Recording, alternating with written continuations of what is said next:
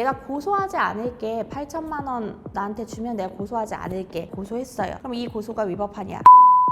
안녕하세요. 법률사무소 오페스의 송혜미 변호사입니다. 오늘은 유우키 씨와 소위 무고녀라고 불리고 계시죠?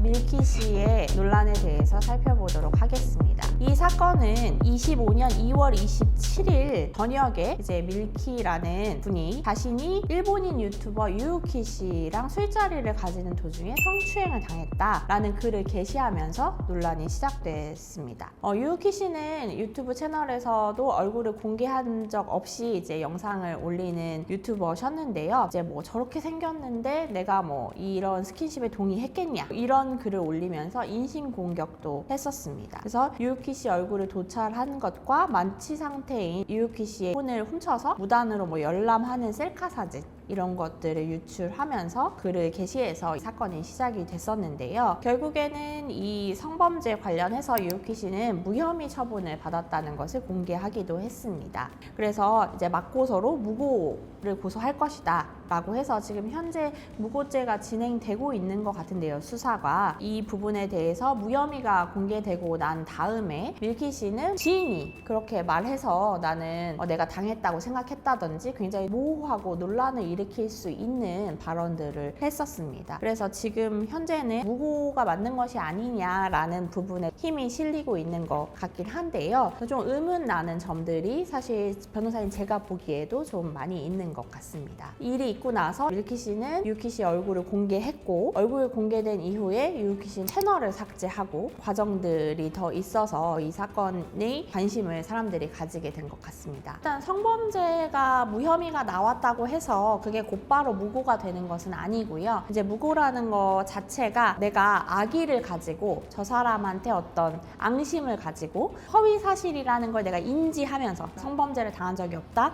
저 사람이 나를 강제추행한 적이 없다는 걸 인지하면서도 수사기관에 신고하거나 고소하거나 했을 때 이게 무고죄가 되는 거거든요. 그래서 사실 유우키 씨 무혐의 받았다는 것만으로는 좀 부족한데, 지금 밀키 씨의 얘기를 보면 주장하는 것들이 약간 의심적인 부분들이 좀 있고, 그러한 지점들이 애초에 계획을 했던 것이 아닌가, 이런 성범죄에 대해서 합리적인 의심이 드는 부분들이 있어서 사실이라고 수사기관에서 밝혀진다면 무고죄가 성립할 수 있다고 생각합니다. 이 사람이 나를 성추행하거나 이런 성범죄를 저지르지 않았는데 그렇게 고소를 할 목적을 가지고 만났다, 그리고 이거를 지인과 공모를 해가지고 이걸 어떻게 할지 계획을 한 다음에 실행을 해서 실제로 고소까지 했다라는 것은 굉장히 중하게 볼 수 있는 지점들이거든요. 그래서 이런 부분들이 입증이 된다면 무고죄로 처벌될 확률이 더 훨씬 높아지죠. 네, 사실은 이제 성범죄라는 것 자체가 둘만이 있는 은밀한 공간에서 일어나는 일이잖아요. 그래서 사실 상대방이 스킨십이나 관계에 동의를 했다라는 것을 남기는 것이 가장 좋은 예방책인데, 그걸 어쨌든 명시적으로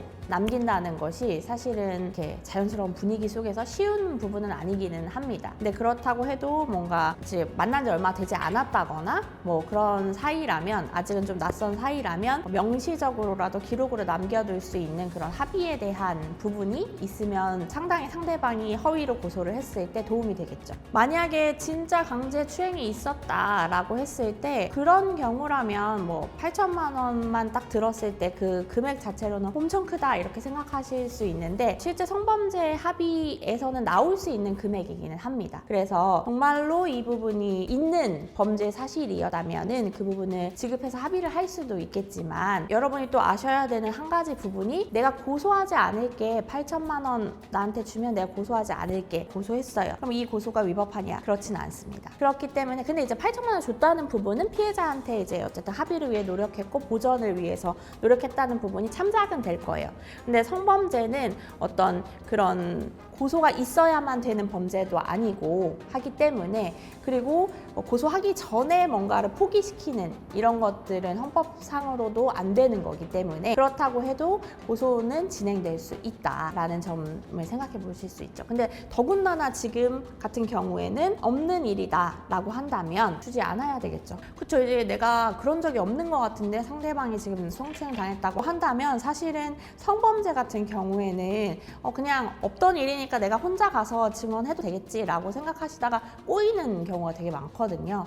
그러니까 전문가의 도움을 받으시는 게 성범죄 같은 경우에는 그래도 잘 해결할 수 있는 방법입니다. 네, 오늘은 UPC 관련돼서 이제 성범죄와 이 무고 논란에 대해서 살펴봤습니다. 시청해주셔서 감사드리며 궁금하신 점이 있으면 아래 하단 링크나 댓글을 통해 남겨주세요.